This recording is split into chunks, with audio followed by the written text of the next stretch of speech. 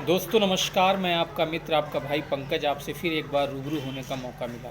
दोस्तों हम लगातार अपने वीडियो को बनाते रहते हैं, खासकर सामाजिक मुद्दे पे, राष्ट्रीय मुद्दे पर। आज हम जो वीडियो बना रहे हैं खासकर भारतीय किसान लगातार करीब 20 से 25 दिनों के बीच में मैं लगातार टेलीविजन्स और इलेक्ट्रॉनिक मीडिया और प्रिंट मीडिया के माध्यम से खासकर देश के अंदर जो हमारे भारतीय किसान हैं उनके संदर्भ में हम लगातार जो समाचार सुन रहा हूँ टेलीविज़न के माध्यम से या खासकर जो अखबार हैं राष्ट्रीय स्तर के, उनमें मुझे एक चीज़ बात ये नहीं समझ में आ रही है। मैं खासकर अपने देश के जो वर्तमान सरकार हैं उन पूर्ववर्ती सरकारों ने आज देश के 70 साल और 21वीं सदी में हम लोग यहाँ पर खड़े हुए हैं। मैं लगातार देख रहा हूँ कि लोग बोलते हैं कि किसान के साथ में ये अन्य दल खड़े हुए हैं, बहुत से राजनीतिक दल खड़े हुए हैं। देखिए, मैं एक चीज़ ये मानना चाहता हूँ कि हमारे भारत के पूर्व प्रधानमंत्री और गुदली के लाल बहादुर शास्त्री जी ने एक नारा दिया था, जय जवान जय किसान का।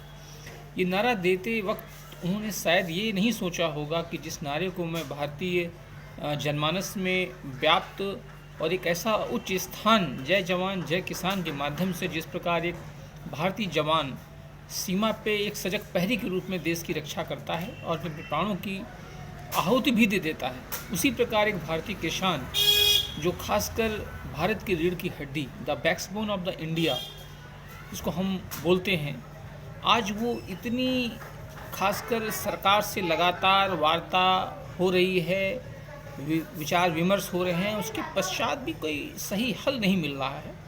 देखिए, वीडियो बनाने का जो मतलब होता है, लगातार मैं देखता हूँ कि किसानों पर कैनल के माध्यम से उन पर खासकर सर्दी का मौसम है उस पर पानी फेंका जाता है, उनको सीमा पे ना एंट्री होने पाए, खासकर दिल्ली एनसीआर के क्षेत्रों में, तो उन पर रोड पे उनको मतलब रोक दिया जाता है।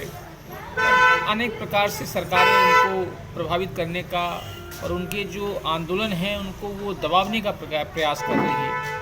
देखिए, मैं सरकार से ये गुजारिश करना चाहता हूँ और अपने खासकर देश के 130 करोड़ नागरिकों से ही हमारी अपील है। देखिए, भारतीय किसान का दर्द शायद आप लोगों को सबको पता होगा कि खासकर जो किसानों में अपनी एक अलग अलग श्रेणी है, खासकर जो सबसे निचले स्तर का पायदान पे खड़ा हुआ किसान है, उसकी अगर स्थिति आपको पता होगा इस आधुनिक और वैज्ञानिक समय में जहाँ पर हम 21वीं शताब्दी में खड़े हैं, वहाँ पर भी आप बहुत खासकर जिला मुख्यालयों से और सुदूर ऐसे ग्रामीण कस्बे और ऐसे इलाके हैं जहाँ पर आज भी जो किसान है वो बैलों के माध्यम से कृषि को, खेत को जोतते हैं। उनके पास समुचित ऐसी व्यवस्थाएं नहीं हैं स्थानीय स्तर पर, खासकर जो उनको कृषि में चाहिए होता है, खासकर ट्रैक्टर, ट्राली, कल्टीवेटर्स, हल और ऐसे कई यंत्र हैं जो खासकर आधुनिक जो आज की कृषि है उस पर आधारित है।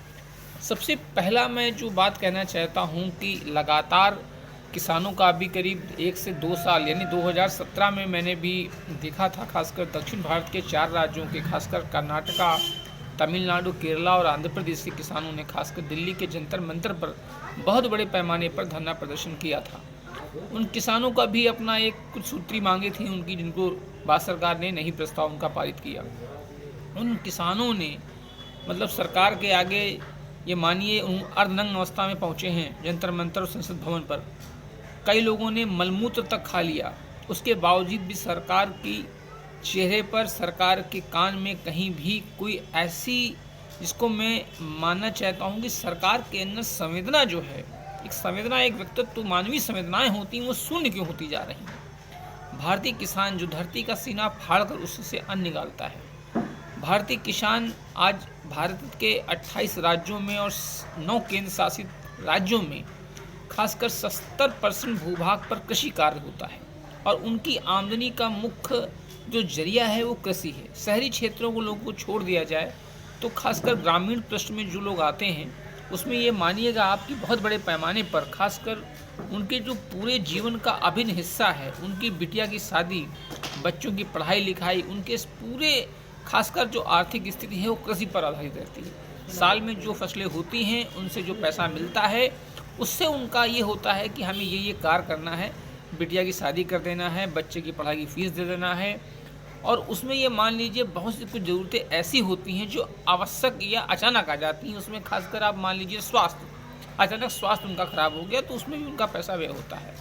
दूसरी बात जो किसानों की मेन उसमें खासकर मैं लगातार सुन रहा हूँ कि एमसीपी है, जो न्यूनतम समर्थन मूल्य है। भाई मैं एक चीज़ ये कहना चाहता हूँ, पहली बात तो उसमें सरकार का मानना है कि उसमें कुछ ऐसे शरारती तत्व और कुछ ऐसे राजनीतिक दल सामने, ठीक है वो भारत के ही तो राजनीतिक पार्टियाँ हैं, वो किसी का समर्थन करती हैं। और पहली बात ये मैं कहना चाहता हूँ कि भाई जब आप इस देश के अंदर धारा 370 और धारा 370 के साथ साथ में मानिए राम मंदिर का, जब ऐसे ज्वलंत मुद्दों को आप बहुत बेहतरीन ढंग से उसको पे आपने काम किया, तो यार भारतीय किसान के मामले में आप इतना क्यों विचार विमर्श करना चाहते हैं? उनको क्यों इतना देरी से लटका रखा है आपने? देखिए, ये मानिएगा, अगर इस देश के भारतीय किसान जिस प्रकार से जन आंदोलित हो रहे हैं और उनकी सहभागिता बहुत बड़े पैमाने पर ये बढ़ती जा रही है, और भारत सरकार अगर इन चीज़ों पर ध्यान नहीं देगी तो ये मान लीजिएगा इस देश के अंदर एक ऐसा आंदोलन होगा जो भारतीय राजनीति की नींव तक को हिला देगा। क्योंकि ग्रामीण क्षेत्रों से निकला हुआ वो शख्स, वो युवा जो भारतीय राजनीति को अपने आप में परिभाषित और अपने आप में वो एक ऐसे भारत जिसको बोलते हैं भारत विश्व गुरु बनने वाला है, उसमें अपनी एक अहम भूमिका निभाता है।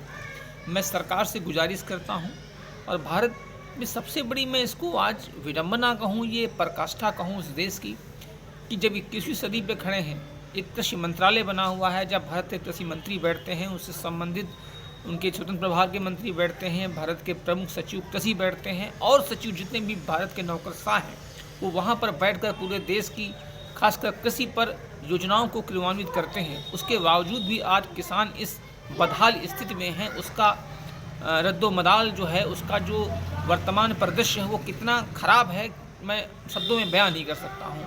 मैं आप सभी से गुजारिश करना चाहता हूँ, क्योंकि जय जवान जय किसान का नारा आप उसको अप्रासंगिक मत करिए, क्योंकि अगर वो अप्रासंगिक होता है तो भारत के जो युवा हैं, खासकर वर्तमान स्थिति है। देखिए, मैं आपको थोड़ा सा इस मुद्दे से हट के बात करता हूँ। अभी करीब 4 से 5 दिन पहले मैंने टेलीविजन्स में और खासकर जो स्थानीय पेपर हैं उसमें आया था कि भारत के यशस्वी प्रधानमंत्री, माननीय प्रधानमंत्री जी उसकी आधारशिला रखते हैं नेशन भवन का। देश एक ऐसी स्थिति से गुजर रहा है, कोरोना काल से मान लीजिए देश में ऐसी भयावह स्थिति है। वर्तमान में ये मानिएगा जो भारत की आर्थिक जीडीपी है वो बहुत निचले पायदान पर है। उसके बावजूद भारत के अंदर वर्तमान में ऐसे ज्वलंत मुद्दे हैं, उस पर सरकार बिल्कुल ध्यान नहीं दे रही है। अरे क्या ज़रूरत है भाई, पहले आप जो ज्वलंत मुद्दे हैं उनको निपटाइए। आप नए संसद भवन, देश के अंदर एक वर्तमान में संसद भवन है जिसमें सारे संसद बैठ जाते हैं। और मैं देश से ये गुजारिश करना चाहता हूँ कि जिस प्रकार आप 545 देश के अंदर लोकसभा सांसद हैं, 250 राज्यसभा सांसद हैं, उसमें से पूरे देश के अंदर जो विधायकों की संख्या है 4185 है। देखिए, भारत का किसान इतनी बदहाल स्थिति में अगर आज है तो उसकी सबसे बड़ी जिम्मेदार हैं सरकारें। सरकारों का अपना मापदंड क्या है, वहाँ पर बड़े नौकरशाह जो बैठते हैं वो क्या नियम बनाते हैं और क्या सर्वे राज्यों से मांगते हैं। राज्यों में अपने कृषि मंत्रालय बने हुए हैं, वहाँ के माननीय मुख्यमंत्री, वहाँ के कृषि मंत्री और वहाँ के जो खासकर सलाहकार हैं कृषि विभाग के, वो क्या भारत को और भारत केंद्र को जो उनके सर्वे भेजते हैं। हमारी गुजारिश है देश के 130 करोड़ नागरिकों से, देखिए बहुत से लोगों को, मैंने कुछ हमारे भाई हैं वो बोलते हैं किसान की जो मांगे हैं वो बेबुनियादी हैं। देखिए, हम कृषि के बारे में अगर नहीं जानते हैं या कृषि के बारे में हमको बहुत बारीक अध्ययन नहीं है। देखिए, 2 प्रकार का अध्ययन है। एक तो होता है जो हम अपने खासकर टेलीविज़न, इलेक्ट्रॉनिक मीडिया के माध्यम से या किसी पुस्तक के माध्यम से पढ़ते हैं, वो एक थ्योरी होता है, और थ्योरी और प्रैक्टिकल में बहुत बड़ा अंतर होता है। जब ज़मीनी हकीकत को आप देखेंगे किसी भी ग्रामीण सुदूर क्षेत्रों में जाकर, तो आपको ये आभास होगा कि एक किसान उस कड़कड़ाती धूप, कड़कड़ाती ठंडी में, और जिसमें बहुत ख़राब गर्मी पड़ती है, आप ये मानिएगा तपती हुई गर्मी में और मूसलाधार बारिश में जब किसान अपने खेतों में वो काम करता है, तो आप समझिएगा कि वो किस हालात में देश के अंदर जन आंदोलन के माध्यम से वो आज सड़कों पर है। उसके साथ में खासकर इलेक्ट्रॉनिक मीडिया और प्रिंट मीडिया के अपने भाइयों से गुजारिश करना चाहता हूँ कि भारत का आप चौथा स्तंभ हैं और आपकी सबसे बड़ी नैतिक जिम्मेदारी बनती है कि भारतीय सत्ता और भारतीय सरकारें अगर मैदान धोकर भारतीय राजनीति की ओर अग्रसित होती हैं तो आप उस मुद्दे को बहुत प्रमुखता के साथ उठाइए और सरकार के खिलाफ जाकर आप लिखिए और बोलिए। आपके अंदर ये हिम्मत होनी चाहिए। ये मत डरिए कि हम अगर सरकार के खिलाफ लिखेंगे तो सरकार मुझसे कोई संवैधानिक कार्रवाई कर सकती है, नई कार्रवाई कर सकती है। देखिए, आप अगर किसी चैनल के माध्यम से आप जनता को रूबरू कराते हैं, जो समस्याएं हैं हमारे किसान भाइयों की, बेहिचक लिखिए और बेहिचक बोलिए, डरिए नहीं। क्योंकि आप देश की वो एक ऐसी जिस पर पूरे भारत के नागरिकों का जन विश्वास होता है, अगर आप ही नहीं उसको सही से रख पाएंगे तो ये बहुत चिंता का विषय। दूसरी चीज़, हम देश के अपने समस्त लोगों से एक गुजारिश है कि किसानों की जो मांगे हैं वो कहीं ना कहीं सही होंगी, क्योंकि हम किसान नहीं हैं, हम उनकी बारियों को नहीं समझ रहे हैं। या हमारे जो नौकरशाह हैं, या हमारे भारत के जो कृषि मंत्री हैं, भारत के प्रधानमंत्री हैं, राज्यों के मुख्यमंत्री हैं, अगर वो कृषि या खासकर ऐसी पृष्ठभूमि से निकले हुए होंगे तो उनको बिल्कुल किसानों की जो दुर्दशा है उसके बारे में ज़मीनी हकीकत जानकारी होगी। तो मैं सरकार से गुजारिश करता हूं कि उनकी मांगे हैं। आप देश के अंदर बहुत से विभागों को चला रहे हैं जो घाटे में चलते हैं, खासकर स्वास्थ्य, चिकित्सा, ऐसे बहुत से भारत सरकार के उपकरण हैं। तो किसानों को, जो हमारे देश का ही नागरिक है और देश का अन्नदाता है, तो उसको आप उसका जो मांगे हैं, जो भी मांगे हैं, उससे आप लोग हटा थोड़ा होगा। हाँ, ये एक बात अलग है कि वर्तमान की सरकार अपने सिपे सालारों को मलाई खिलाना चाहती है कि भारतीय किसान, अब ये सरकार पर निर्भर करता है। लेकिन हमारी गुजारिश है कि हमारे देश को, किसानों को आप ऐसे मत परेशान करिए। उनकी जो भी मांगे हैं उनको पूरा कर दीजिए। हो सकता है कि सरकार को घाटा हो, उस घाटे को कहीं और आप और से पूरा कर लीजिएगा।